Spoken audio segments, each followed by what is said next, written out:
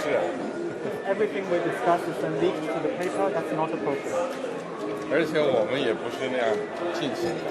And that's not how the way the conversation was 如 conducted. 果有诚心，咱们就以互相尊重的态度来进行很好的沟通。If there is 否则这个结果就不好说了。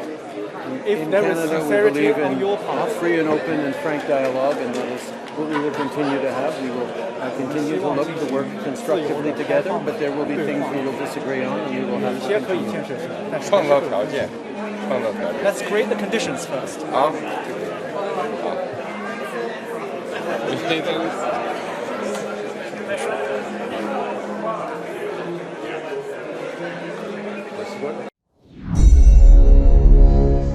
Sebagaimana yang diperkirakan banyak orang, maka KTT G20 menjadi ajang pernyataan politik. Salah satu buktinya, Trudeau dan Xi Jinping bersih tegang. Xi Jinping memarahi terang-terangan Trudeau, Perdana Menteri Kanada yang masih junior dalam urusan perang antar national interest, dengan polosnya mengatakan ke media apa isi pembicaraan berdua dengan Xi Jinping. Trudeau gak bisa mendem jeru, pamer, dan memang ini efek dari demokrasi ala Amerika yang sok-sokan freedom of speech, namun tidak memilih mana yang akan dibicarakan keluar ke publik. Di Kanada, Tiongkok memang sedang ditekan. Anti-Tiongkok atau xenophobia bukan di orang Cinanya ya, atau Tionghoanya ya, tapi xenophobianya adalah negara Tiongkok yang komunis itu yang ditakuti, karena Tiongkok menggunakan taktik dagang untuk menaklukkan ekonomi Kanada. Prakteknya merugikan Kanada dalam jangka panjang itu sudah terbukti, dan semua itu terasa setelah 10 tahun menjalin kerjasama terutama dengan BUMN Tiongkok atas nama pembangunan pelabuhan dan jalanan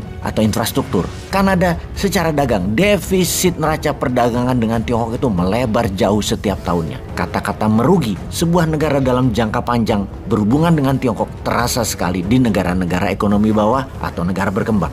Memang di awalnya terlihat menguntungkan dan Tiongkok terlihat lebih baik. Ada pembangunan di negara yang dibantunya tersebut. Namun siapapun kalau dagang gak mau rugi dan mau untung besar. Kalau Amerika itu memang bukan negara dagang, mereka negara koboi. Ambil cepat, nggak nurut, tantang duel, tembak, dor, selesai. Amerika itu perampok. Kalau Tiongkok strateginya lebih soft power, nggak kerasa di masyarakat, bahkan terlihat bermanfaat. Namun sumber daya alam habis aja dikasih mereka 10 tahun apa aja, mereka brutal menyedotnya. Itu Tiongkok. Kalau Indonesia tidak ada sumber daya alam, mana mungkin Xi Jinping sering datang ke Indonesia. Anggap Indonesia itu negara Fiji atau Solomon Island di selatan Pasifik, dilirik juga kagak. Nggak ada lah yang namanya makan gratis itu.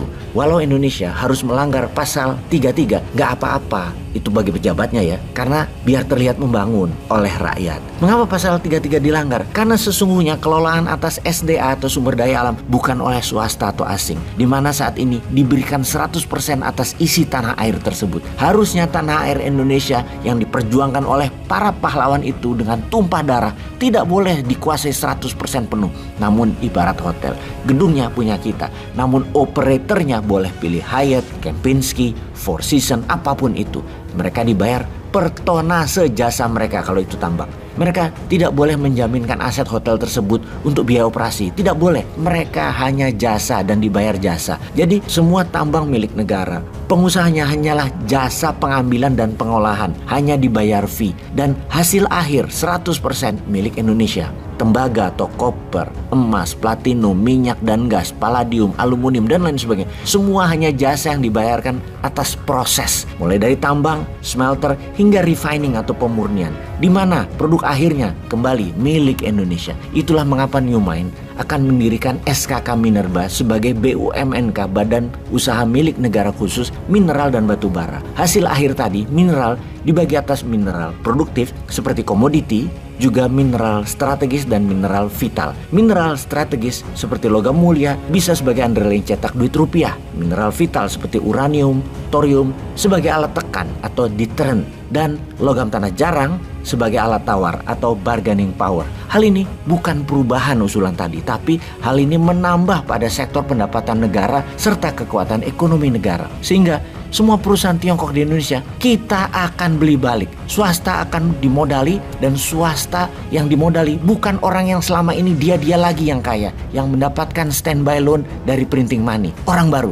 Tetapi sekali lagi orang baru, manusia Indonesia baru yang nasionalis, di mana dalam 10 tahun ke depan Indonesia Indonesia, kita akan membuat 100 triliuner atau 100 bilioner baru di Indonesia. Kita akan paksa semua investor tambang asing melepas saham mayoritasnya dan dibeli walau harga 2 kali lipat nilai investasi awalnya. Uang yang dicetak itu punya 2 jaminan. 1 precious metal, 2 proyeknya. Bayar pakai rupiah investasi tersebut. Seperti Rusia, membeli gas dan minyak Rusia pakai rubel. Nanti Indonesia juga sama. Beli mineral Indonesia, bayar pakai rupiah.